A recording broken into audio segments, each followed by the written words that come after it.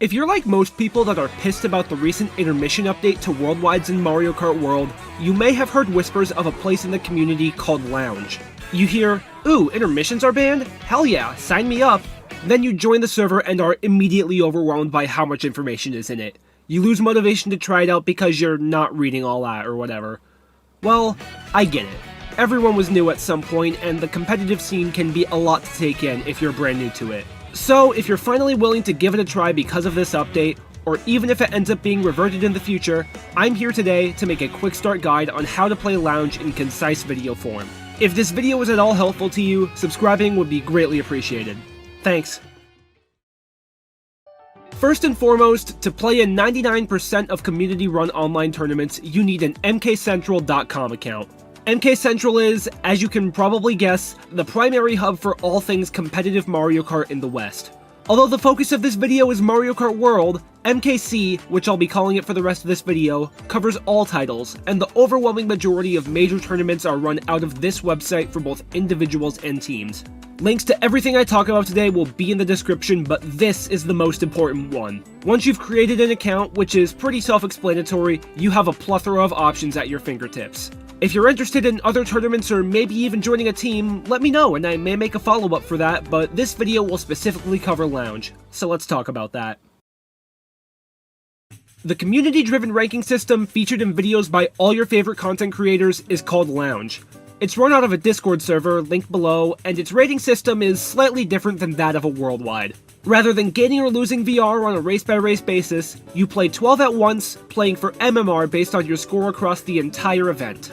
I understand that this is quite the time commitment and people would like to just hop in for a few races and dip, but sadly Nintendo doesn't want that alternative to exist, so for now, this is as good as things are gonna get.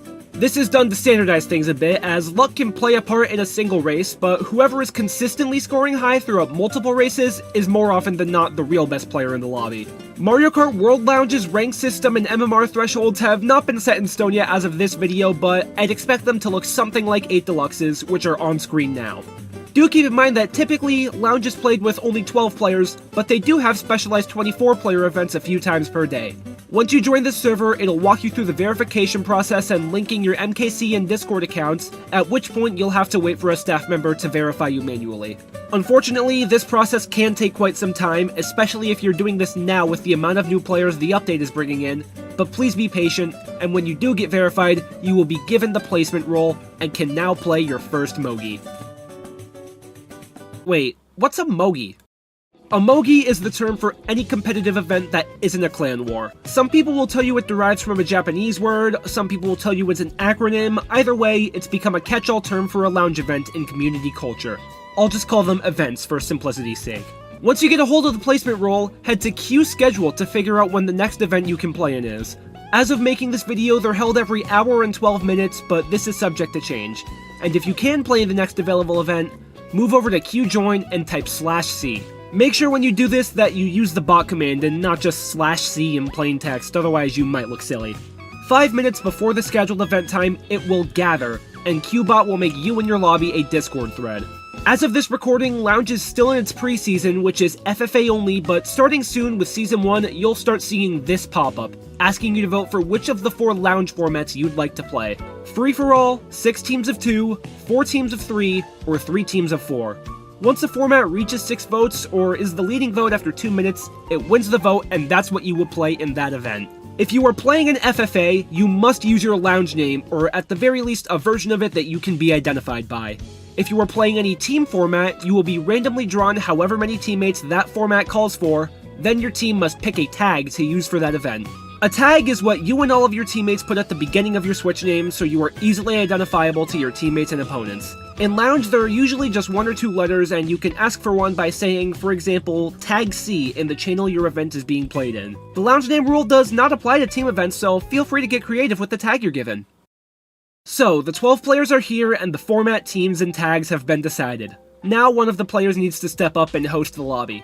I recommend you don't host in your very first event and try it once you're comfortable enough to. Sometimes the host will actually go out and say "can host" or "CH" in your room's thread, but other times, they'll just drop your room ID at the allotted time of your event.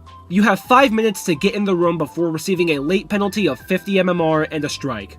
The standard rule set for competitive events is as follows. Normal items, CPUs off, 12 races, 10 seconds between races. You can pick whatever track you want, but you cannot pick an intermission. To not do this, press start to change to the map view, and now you'll see all the standard tracks. Just don't scroll down at any of these drop-down menus or there'll also be intermissions. If one is selected, the responsible player is hit by a 50 MMR penalty. And if nobody owns up to it when it happens, you have to clip it on your Switch and show proof that it wasn't you. Alright, at this point, I've covered everything up to the start of Race 1, so good luck, but don't stop watching. There's still some things you need to know about what to do during and after the event. This video won't go over any actual gameplay advice, but I recommend you go into Lounge already having some game experience. A bad competitive player is still considerably better than a good casual player, and even the worst Lounge lobby is about at the skill level of an 8000 VR worldwide. Regardless though, there's a few things you need to know as you're playing. While you can pick any track you'd like, you cannot pick the same track twice in one event. This is known as a repick, and if one is chosen, the player responsible gets the same penalty as for picking an intermission. If you're playing a team format, be sure to keep an eye on if a teammate tries to tell you anything in your chat. If they happen to get first, they'll likely call out a track pick that they'd like to front run, so do them a favor and pick it for them.